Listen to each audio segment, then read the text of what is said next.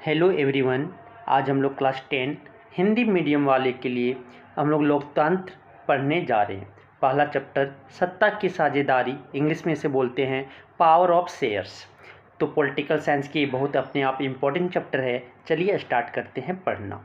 तो सत्ता की साझेदारी ऐसी शासन व्यवस्था होती है जिसमें समाज के प्रत्येक समूह और समुदाय के भागीदारी होती है।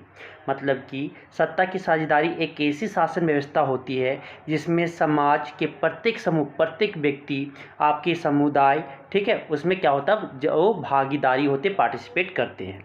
सत्ता की साझेदारी ही लोकतंत्र का मूल मंत्र है कि सत्ता की साझेदारी को ही क्या कहते हैं, लोकतंत्र का मूल मंत्र कहते हैं। और लोकतांत्रिक सरकार में प्रत्येक नागरिक की हिस्सेदारी होती है। और लोकतांत्रिक सरकार में जो है प्रत्येक नागरिक का क्या होता है, भागीदारी या हिस्सेदारी उसमें होता है, जो भागीदारी के द्वारा संभव हो पाती है। जो भागीदारी वो पार्टिसिपेट करता है उसी के द्वारा क्या आपकी लोकतांत्रिक सरकार बनते हैं। लोकतांत्रिक शासन व्यवस्था में नागरिकों के पास इस बात का अधिकार रहता है कि शासन के तरीकों के बारे में उनसे सलाह ली जाए। तो लोकतांत्रिक शासन व्यवस्था में आपका ये नागरिकों के पास इस बात का अधिकार रहता है कि नागरिक के पास उसे अधिकार रहता है कि शासन के तरीकों के बारे में उनसे सलाह ले सकते हैं। पहला, जब किसी शासन व्यवस्था में हर सामाजिक समूह और समुदाय की भागीदारी सरकार में होती है तो इसे सत्ता की साझेदारी कहते हैं।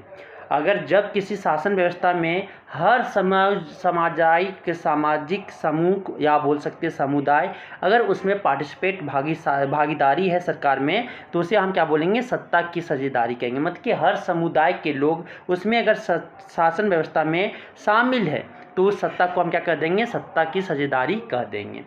लोकतंत्र का मूल मंत्र है सत्ता की साझेदारी। लोकतंत्र का मूल मंत्र ही है क्या, सत्ता की साझेदारी। किसी भी लोकतांत्रिक सरकार में हर नागरिक का हिस्सा होता है। किसी भी अगर लोकतांत्रिक सरकार है तो उसमें हर नागरिक क्या किया होगा, हिस्सा उसमें पार्टिसिपेट किए होंगे। यह हिस्सा भागीदारी के द्वारा संभव हो पाता है और यह हिस्सा जो है पार्टिसिपेट के द्वारा ही संभव हो पाता है। इस प्रकार की शासन व्यवस्था में नागरिकों को इस बात का अधिकार होता है कि शासन के तरीकों के बारे में उनसे सलाह ली जाए। तो इस प्रकार की शासन व्यवस्था में क्या होता है कि नागरिकों का इस बात का अधिकार होता है कि शासन के तरीकों के बारे में उनसे सलाह ली जाती है। अब आता है सत्ता की साझेदारी क्यों जरूरी है, कि आपके जो पावर ऑफ शेयरिंग होना क्यों जरूरी है, इसके बारे में जानेंगे। तो सबसे पहले युक्तिपरक तर्क, हानि या लाभ के परिणामों पर आधारित, विभिन्न सामाजिक समूहों के बीच टकराव का अंदेशा कम। मीन्स कि अगर विभिन्न समुदाय के लोग या सामाजिक समूह है उसके बीच में क्या हो जाएगा, टकराव कम होगा अगर सत्ता की साझेदारी इसलिए जरूरी है। दूसरा, राजनीतिक व्यवस्था के स्थायित्व के लिए अच्छा है, कि राजनीतिक व्यवस्था अगर अच्छा रखना है, स्थायित्व रखना है, परमानेंट, ठीक है, तो उसे एस्टैब्लिश करना है तो उसके लिए भी एक अच्छा है। दूसरा, नैतिक तर्क, नैतिकता या अंतर्भूत महत्व पर आधारित। सत्ता की साझेदारी लोकतंत्र की आत्मा है। सत्ता की साझेदारी जो कह सकते हैं वो लोकतंत्र का जो आपका डेमोक्रेटिक का क्या है, आत्मा है, उसे हम बोल सकते हैं। लोगों की दूसरी जो है, लोगों की भागीदारी आवश्यक है, ठीक है। लोगों की भागीदारी मतलब कि उसे लोगों की पार्टिसिपेट इसमें ज़रूरी है, तथा लोग अपनी भागीदारी के माध्यम से शासन से जुड़े रहें। और उससे क्या, जो लोग हैं अपने भागीदारी के माध्यम से क्या शासन में जो है वो जुड़े रहते हैं। तीसरी बात, लोगों का अधिकार है कि उनसे सलाह ली जाए प्रशासन की शासन किस प्रकार हो। तो लोगों का अधिकार है कि उनसे वो सलाह ले सकते हैं कि प्रशासन का जो शासन है किस प्रकार हो। तीसरी, सत्ता की साझेदारी की आवश्यकता। आप देखेंगे सत्ता की साझेदारी की आवश्यकता जरूरी क्या क्या पड़ा। समाज में सौहार्द और शांति बनाए रखने के लिए, समाज में अगर शांति बनाए रखना है तो सत्ता की साझेदारी जरूरी है।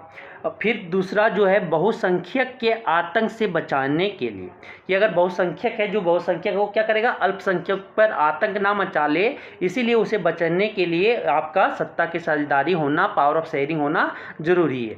तीसरी, लोकतंत्र की आत्मा का सम्मान रखने के लिए, कि डेमोक्रेसी का जो आत्मा है उसका सम्मान रहे, उसका इज्जत रहे, इसलिए आपका सत्ता की साझेदारी का आवश्यक और जरूरी कह सकते हैं। नेक्स्ट पॉइंट जो है, समाज में सौहार्द और शांति बनाए रखने के लिए सत्ता की साझेदारी जरूरी है। इससे विभिन्न सामाजिक समूहों में टकराव को कम करने में मदद मिलती है। कि समाज में सौहार्द और शांति बनाए रखने के लिए सत्ता की साझेदारी जरूरी है और इससे विभिन्न सामाजिक समूहों में टकराव को कम करने में मदद मिलती है। नेक्स्ट पॉइंट, किसी भी समाज में बहुसंख्यक के आतंक का खतरा बना रहता है। बहुसंख्यक का आतंक न केवल अल्पसंख्यक समूह को तबाह करता है बल्कि स्वयं को भी तबाह करता है। सत्ता की साझेदारी के माध्यम से बहुसंख्यक के आतंक से बचा जा सकता है। नेक्स्ट पॉइंट कि बहुसंख्यक जो है के समाज का, जो किसी भी समाज में क्या बहुसंख्यक का आतंक का खतरा बना रहता है, इसलिए वहाँ सत्ता की साझेदारी का क्या जरूरी पड़ता है कि बहुसंख्यक जो है वो केवल अल्पसंख्यक समूह को तबाह करता नहीं है, उसे तो करता ही है लेकिन स्वयं को भी तबाह करता है। इसलिए सत्ता की साझेदारी के माध्यम से क्या बहुसंख्यक के जो आतंक है, उसका जो उत्पात है वो क्या कर सकता है, वो बचा सकता है। अब क्या है नेक्स्ट पॉइंट, लोगों की आवाज़ ही लोकतांत्रिक सरकार की नींव है। कि बुनियादी जो है आपका जो कह सकते हैं फंडामेंटल जो है आपका लोकतांत्रिक सरकार का, वो लोगों का आवाज़ ही है। इसलिए कहा जा सकता है कि लोकतंत्र की आत्मा का सम्मान रखने के लिए सत्ता की साझेदारी जरूरी है। इसीलिए हम यह कह सकते हैं कि लोकतंत्र की जो आत्मा का सम्मान रखने के लिए है वो क्या सत्ता की साझेदारी क्या जरूरी होती है। ये भी पॉइंट आपको क्लियर हुआ होगा। अब नेक्स्ट पॉइंट क्या है कि सत्ता की साझेदारी के दो कारण होते हैं। सत्ता का जो पावर ऑफ शेयरिंग है उसके दो कारण होते हैं, एक है समझदारी भरा कारण और दूसरा है नैतिक कारण। तो सत्ता की साझेदारी का समझदारी भरा कारण है समाज में टकराव और बहुसंख्यक के आतंक को रोकना।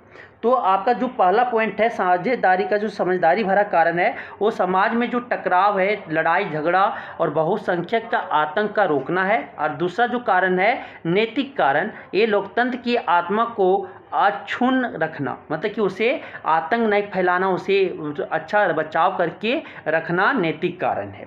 तो ये दो कारण सत्ता के दो कारण हैं। अब आता सत्ता की साझेदारी के रूप। सत्ता की साझेदारी के रूप आपके शासन के विभिन्न अंगों के बीच सत्ता का बंटवारा। सत्ता के विभिन्न अंग हैं विधायिका, कार्यपालिका और न्यायपालिका। सत्ता के जो शासन के विभिन्न अंगों का बीच में जो सत्ता का बंटवारा हुआ है उसमें तीन अंग हैं, विधायिका है, कार्यपालिका है, न्यायपालिका है। इन अंगों के बीच सत्ता के बंटवारे के ये अंग एक ही स्तर पर रहकर अपनी शक्तियां का प्रयोग करते हैं। कि इन अंगों के बीच सत्ता के बंटवारे से अंग एक ही स्तर पर रहकर क्या करते हैं, अपनी शक्तियों का, अपने पावर को यूज करते हैं, प्रयोग करते हैं। इस तरह के बंटवारे को सत्ता का क्षैतिज बंटवारा कहते हैं। और इस तरह के बंटवारे को हम क्या कहते हैं, सत्ता का क्षैतिज बंटवारा कहते हैं। इस तरह के बंटवारे से यह सुनिश्चित किया जाता है कि किसी भी एक अंग के पास असीमित शक्ति नहीं रहती। और इस तरह के बंटवारे से क्या है कि एक फिक्स आदमी के पास पूरा पावर नहीं रहता, वो क्या होता है आपस में वो बंट जाता है पावर। इससे विभिन्न संस्थानों के बीच शक्ति का संतुलन बना रहता है। और इससे क्या होता है, विभिन्न संस्थानों के पास जो है शक्ति का संतुलन बना रहता है। मतलब कि आप देखते हैं विधायिका बना है, कार्यपालिका बना है और आपका न्यायपालिका बना, सुप्रीम कोर्ट हो गया, हाई कोर्ट हो गए, ये सब आपके बने ना, विधायक आपका MLA MP ये सब बने होते हैं। तो आपका सबका अलग अलग काम होता है। ये पावर बढ़ जाने से क्या होता है कि उसे पावर एक जगह पे स्टोर एक जगह पे नहीं होते। सत्ता के उपयोग का अधिकार कार्यपालिका के पास होता है। सत्ता के जो उपयोग है वो किसका अधिकार जो है उस किसके पास होता है, कार्यपालिका के पास होता है। लेकिन कार्यपालिका संसद के अधीन होती है। लेकिन कार्यपालिका जो है किसके, संसद के अधीन होती है। संसद के पास कानून बनाने का अधिकार होता है। संसद के पास ही क्या है, कानून बनाने का अधिकार है। लेकिन संसद को जनता को जवाब देना होता है। फिर संसद को क्या करना पड़ता है, जनता को जवाब देना होता है। लेकिन ऐसा अभी होता नहीं। लेकिन क्या है क्या कि ये जो आपका कि कार्यपालिका के पास जो सत्ता का उपयोग है वो कार्यपालिका का अधिकार जो है वो कार्यपालिका के पास होता है। लेकिन कार्यपालिका संसद के अधीन है, क्योंकि जो कानून जो बनाते हैं सारे वो आपके अधिकार होता है, जो किसके पास होता है, संसद के पास होता है। और संसद को जो बनाते हैं कानून तो वो फिर जनता को जवाब देता है। इसलिए सबसे पावर कौन, जनता होती है। न्यायपालिका स्वतंत्र रहती है, जो न्यायपालिका हो स्वतंत्र रहती है, किसी के पीछे किसी के बत्ती आपका वो फैसला सुनाती क्या सही है क्या गलत है। न्यायपालिका यह देखती है कि विधायिका और कार्यपालिका द्वारा सभी नियमों का सही ढंग से पालन हो रहा है नहीं। तो न्यायपालिका का काम ये देखना होता है कि विधायिका और जो कार्यपालिका के द्वारा जो नियम का सही ढंग से पालन हो रहा है या नहीं हो रहा है, वो न्यायपालिका ने देखती है। अब आता है नेक्स्ट आपका विभिन्न स्तरों पर सत्ता का बंटवारा। भारत एक विशाल देश है। इतने बड़े देश में सरकार चलाने के लिए सत्ता की विकेंद्रीकरण जरूर हो जाता है। भारत एक क्या बहुत बड़ा देश है, इतने बड़े देश में सरकार चलाने के लिए क्या सत्ता की विकेंद्रीकरण जरूरी हो जाता है। कि विकेंद्रिक मतलब कि उसका केंद्र बनाना बहुत जरूरी हो जाता है। हमारे देश में सरकार के दो मुख्य स्तर होते हैं। हमारे देश में जो सरकार के दो मुख्य स्तर होते हैं, दो मुख्य स्तर है आपका, पहला केंद्र सरकार और दूसरा जो है राज्य सरकार। मीन्स कि स्टेट में आपका राज्य सरकार काम करेगी और पूरे का जो केंद्र सरकार सेंट्रल में काम करेगी, पूरे राज्य को कंट्रोल करेगी। पूरे राष्ट्र की जिम्मेदारी केंद्र सरकार पर होती है और पूरे राष्ट्र पूरे नेशनल को जो पूरी इंडिया को कंट्रोल करने के लिए कौन, केंद्र सरकार होती है। और गणराज्य की विभिन्न इकाइयों की जिम्मेदारी राज्य सरकारें लेती है। और जो गणराज्य है आपके जो उसके बीच में जो उसके पास जो राज्य है, अलग अलग स्टेट है, उसका जो जिम्मेदारी इकाई का जिम्मेदारी किसके पास है, राज्य सरकार का पास है। दोनों के अधिकार क्षेत्र में अलग अलग विषय होते हैं और दोनों राज्य सरकार और आपका केंद्र सरकार का अलग अलग अधिकार क्षेत्र में अलग अलग अधिकार होते हैं। कुछ विषय साझा लिस्ट में रहते हैं और कुछ जो विषय है वो क्या दोनों के पास शेयर में होता है। सामाजिक समूहों के बीच सत्ता का बंटवारा। सामाजिक समूह के बीच में जो सत्ता का बंटवारा होता है, हमारे देश में विविधता भरी पड़ी है। हमारे देश में जो है डाइवर्सिटी भरा हुआ है, मतलब कि अलग अलग लोग हैं, हिंदू मुस्लिम सिख ईसाई, ठीक है, उड़ीसा झारखंडी बिहारी ऐसे आपका है। तो विविधता वहाँ डाइवर्सिटी है। इस देश में अनगिनत सामाजिक भाषाई धार्मिक और जातीय समूह है। इन विविध समूहों के बीच सत्ता का बंटवारा जरूरी हो जाता है। इसलिए विविध यहाँ के लोग क्या सामाजिक अनगिनत सामाजिक है, भाषाई है, अलग अलग भाषा के लोग हैं, अलग अलग धार्मिक के लोग हैं, अलग जाति के लोग हैं। तो इसमें क्या है विविध समूहों के बीच क्या है सत्ता का बंटवारा इसलिए जरूरी हो जाता है। इस प्रकार के बंटवारे का एक उदाहरण है समाज के पिछड़े वर्ग के लोगों को मिलने वाला आरक्षण। तो इस प्रकार के बंटवारे का एक उदाहरण है क्या, समाज के जो पिछड़े वर्ग हैं SC ST लोग, ये आप इसे बुराई नहीं कर रहे कि SC ST लोग जो पिछड़े हैं BC1 BC2 हो गया OBC वगैरह, जो पिछड़े वर्ग के लोग हैं उन्हें आरक्षण देना होता है। इस प्रकार के आरक्षण से पिछड़े वर्ग का सरकार में सही प्रतिनिधित्व सुनिश्चित किया जाता है। और इस प्रकार के आरक्षण से क्या होता है, जो पिछड़े वर्ग का सरकार होते हैं उन्हें सही प्रतिनिधित्व सुनिश्चित किया जाता है। अब आता है विभिन्न प्रकार के दबाव समूहों के बीच सत्ता का बंटवारा। क्या होता है, राजनीतिक पार्टियों के बीच सत्ता का बंटवारा। सबसे बड़ी राजनीतिक पार्टी या सबसे बड़े राजनीतिक गठबंधन को सरकार बनाने का मौका मिलता है। राजनीतिक पार्टियां कैसे बनता है के बीच का सत्ता का बंटवारा, सबसे बड़ी राजनीतिक पार्टी या सबसे बड़े जो राजनीतिक गठबंधन को सरकार बनाने का मौका मिलता है। तो अभी आप अपने देश में देख रहे होंगे कि जो आपकी बीजेपी के अपोजिट NDA के अपोजिट वाली जो पार्टी है, आपका आप पार्टी हो गया, ठीक है, ये आपका तृणमूल कांग्रेस हो गई, ठीक है, ममता बनर्जी पार्टी, आपका अरविंद केजरीवाल का पार्टी, हेमंत सोरेन की पार्टी जो है, सब क्या हो गए, ये आपका विपोजिट जितने सपा की पार्टी सब अपने एकजुट हो जा रहे हैं। क्योंकि ये विपोजिट को तो इसे क्या बोलते हैं, गठबंधन। और अगर बड़ी राजनीतिक पार्टी अगर वो है तो भी आपका क्या वो भी मौका मिलता है। तो यहाँ पे बोला क्या, ये इसके बाद जो पार्टियाँ बच जाती है उनसे विपक्ष बनता है। और उसके बाद जो पार्टी बच जाता है, जो गठबंधन बना लिया या एक बड़ी पार्टी जो बन गए, उसके बाद जो पार्टियां जो बच जाती है उसे क्या बोलते हैं, विपक्ष बोलते हैं, उसे अपोजिट पार्टी बोलते हैं। विपक्ष की जिम्मेदारी होती है या सुनिश्चित करना कि सत्ताधारी पार्टी लोगों की इच्छा के अनुरूप काम हो। मतलब कि विपक्ष की जिम्मेदारी ये होती है कि सुनिश्चित करना कि सत्ताधारी पार्टी लोगों जो है कि इच्छा के अनुरूप काम हो रहा है या नहीं, उसे देखना, उसे उन्हें विरोध करना, अगर हो नहीं रहा तो वे विरोध करेंगे। इसके अलावा कई तरह की कमेटियां बनती है, इसके अलावा बहुत तरह की कमेटी बनते हैं जिनके अध्यक्ष और सदस्य अलग अलग पार्टियों से होते हैं। तो बीजेपी का अध्यक्ष देखते होंगे, उपाध्यक्ष देखते होंगे, सचिव देखते होंगे, ये सब बनते हैं, पार्टी में भी कमेटियां बनती है। दबाव समूह के बीच सत्ता का बंटवारा, एसोचैम, छात्र संगठन, मजदूर यूनियन आदि विभिन्न प्रकार के दबाव समूह है। दबाव समूह के बीच का सत्ता, ये जो अभी छात्र संगठन कॉलेज में देखते होंगे, छात्र का नेता बनता है, छात्र नेता, मजदूर यूनियन होते हैं, एसोचैम होते हैं, ये आपका विभिन्न प्रकार के दबाव समूह है। इन संगठनों के प्रतिनिधि कई नीति निर्धारक अंगों का हिस्सा बनते हैं। इससे इन दबाव समूहों को सत्ता में साझेदारी मिलती है, और इन तरह के जो दबाव समूह है उन्हें सत्ता में साझेदारी मिलती है। सत्ता की समझदारी के लाभ, अब देखेंगे सत्ता की साझेदारी के लाभ क्या है। सत्ता की साझेदारी लोकतंत्र का मूल मंत्र है, जिसके बिना प्रजातंत्र की कल्पना ही नहीं किया जा सकती। सत्ता की साझेदारी जो लोकतंत्र का मूल मंत्र होने के कारण, जिसके बिना हम क्या प्रजातंत्र की क्या कल्पना ही नहीं किया जा सकता है। फिर दूसरी पॉइंट जो बोल रहा है क्या, जब देश सभी लोगों को देश की प्रशासनिक व्यवस्था में भागीदारी बनाया जाता है तो देश और भी मजबूत होता है।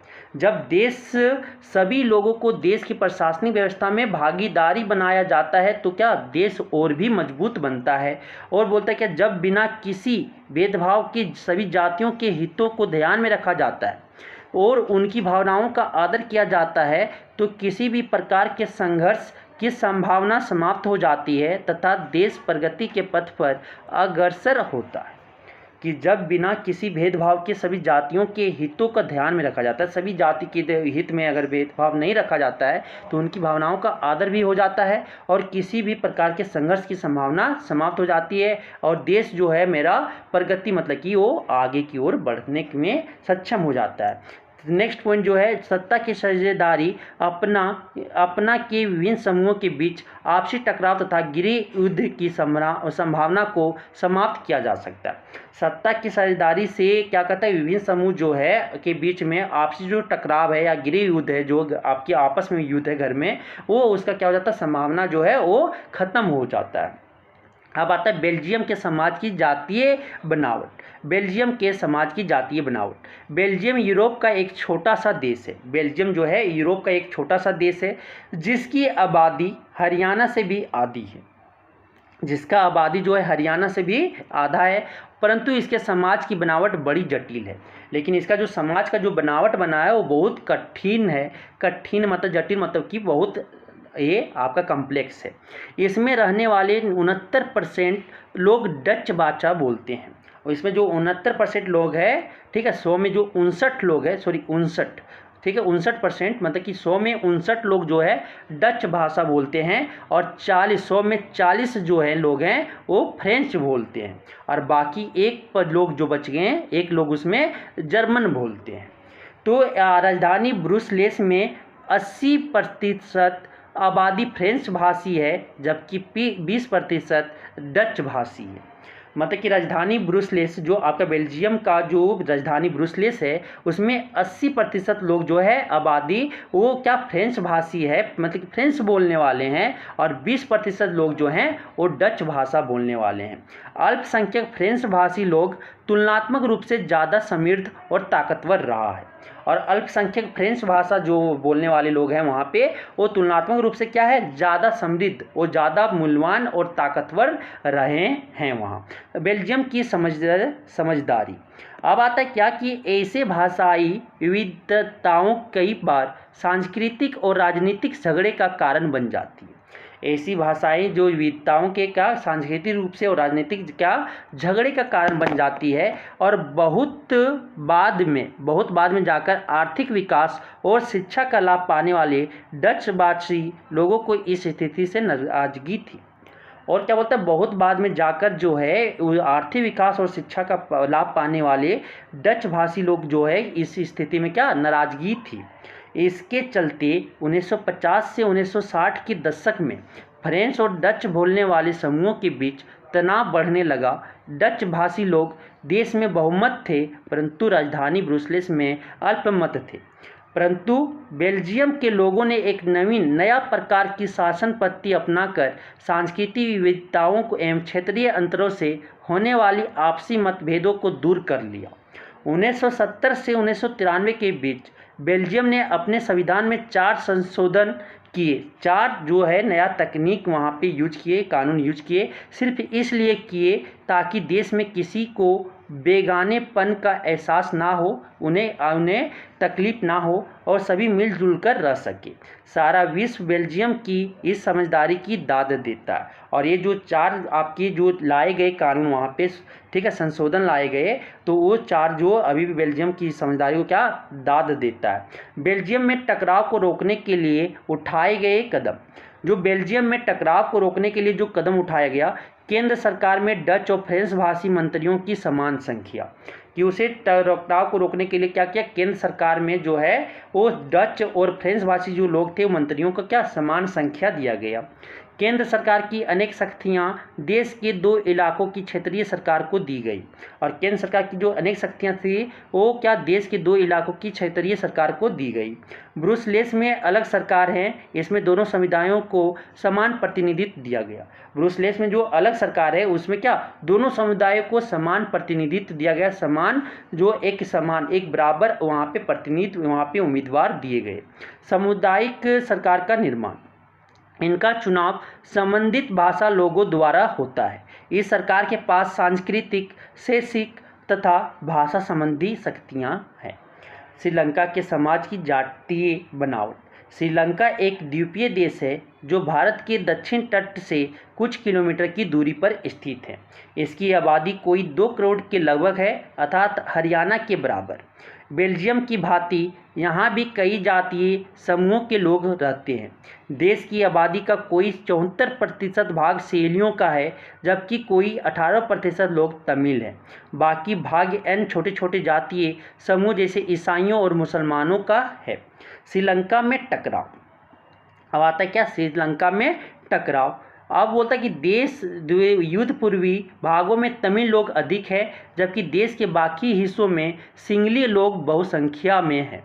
यदि श्रीलंका में लोग चाहते तो वे भी बेल्जियम की भांति अपनी जातीय मसले का कोई उचित हल निकाल सकते थे, परंतु वहाँ के बहुसंख्यक समुदाय अर्थात सिंगलियों ने अपने बहुसंख्यकवाद को दूसरों पर थोपने का प्रयत्न किया, जिससे वहाँ गृह युद्ध शुरू हो गया और आज तक थमने का नाम नहीं ले रहा है। गृह युद्ध, किसी मुल्क में सरकार विरोधी समूह की हिंसक लड़ाई ऐसा रूप ले ले कि वह युद्ध सा लगे तो इसे गृह युद्ध कहते हैं। श्रीलंका में बहुसंख्यकवाद, यह मान्यता कि अगर कोई समुदाय बहुसंख्यक है तो वह अपने मनचाहे ढंग से देश का शासन कर सकता है। इसके लिए वह अल्पसंख्यक समुदाय की ज़रूरत या इच्छाओं की अवहेलना कर सकता है। 1956 के कानून द्वारा उठाए गए कदम,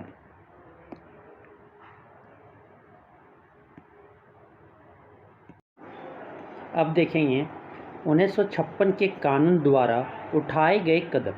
1956 में एक कानून पास किया गया सहेली समुदाय की सर्वोच्चता स्थापित करने हेतु। जो सहेली समुदाय आपके श्रीलंका में थे उसका एक सर्वोच्चता क्या उसको सबसे ज़्यादा वैल्यू देने के लिए स्थापित की 1956 में। नए संविधान में यह प्रावधान किया गया कि सरकार बौद्ध मठ को संरक्षण और बढ़ावा देगी। कि जो नए संविधान में यह प्रावधान किया गया क्या कि जो आपकी सरकार जो है वो बौद्ध मठ को संरक्षण और उसका क्या बढ़ावा देगी। दूसरा, सिंगलियों को विश्वविद्यालय और सरकारी नौकरियों में प्राथमिकता दी गई, और सिंगलियों को विश्वविद्यालय जैसे आपके यूनिवर्सिटी में और आपकी सरकारी नौकरी में भी प्राथमिकता दी गई। फिर नेक्स्ट पॉइंट, सिंगली को एकमात्र राजभाषा घोषित कर दिया गया, जिससे तमिलों की अवहेलना हुई। 1956 में क्या हुआ कि सिंगली को एकमात्र राजभाषा घोषित कर दिया गया, श्रीलंका का राजभाषा, जिससे तमिल को क्या किया गया, तमिल को अनदेखा कर दिया गया। अब आता है भारत में सत्ता की साझेदारी। भारत में सत्ता की साझेदारी, भारत में लोकतांत्रिक शासन व्यवस्था है। भारत में जो है वो भारत मेरा लोकतांत्रिक देश है। यहाँ के नागरिक सीधे मताधिकार के माध्यम से अपने प्रतिनिधि को चुनते हैं। यहाँ पे जो नागरिक है वो मताधिकार को जो है के माध्यम से सीधे क्या होता है कि अपने प्रतिनिधि को चुन लेते हैं। लोगों द्वारा चुने हुए प्रतिनिधि एक सरकार को चुनते हैं और जो लोग हम लोगों के द्वारा जो चुना गया प्रतिनिधि वो एक सरकार को चुनता है। इस तरह से एक चुनी हुई सरकार रोज़मर्रा का शासन चलाती है और नए नियम बनाती है या नियमों और कानूनों में संशोधन करती है। जैसे हम लोग क्या करते कि हम विधायक या सांसद हम लोग पब्लिक चूज करती है और वो जाके वहाँ पे अपना सरकार फिर लोग एक सरकार चूज करती है और ये सरकार अपने आप को क्या करती फिर वो नियम कानून बनाते हैं और वो शासन करते हैं और एक कानून संशोधन करती है। फिर दूसरा पॉइंट यहाँ पे ये बोला गया कि किसी भी लोकतंत्र में हर प्रकार की राजनीतिक शक्ति का सर्वत्र प्रजा होती है। किसी भी लोकतंत्र का हर प्रकार की जो राजनीतिक शक्ति है वो क्या प्रजा होती है, लेकिन ऐसा आज के दिन में होता नहीं है कि सिर्फ वो सरकार के से सत्ता मिला वो क्या प्रजा को इग्नोर करती है। लेकिन यहाँ पे आपकी जो कानून में दिया गया है कि वो प्रजा में राजनीतिक शक्ति का जो स्रोत है कौन है, प्रजा होती है। यह लोकतंत्र का एक मूलभूत सिद्धांत है। जो एक आपका लोकतंत्र का क्या मूलभूत सिद्धांत है। ऐसी शासन व्यवस्था में लोग स्वराज की संस्थाओं के माध्यम से अपने आप पर शासन करते हैं।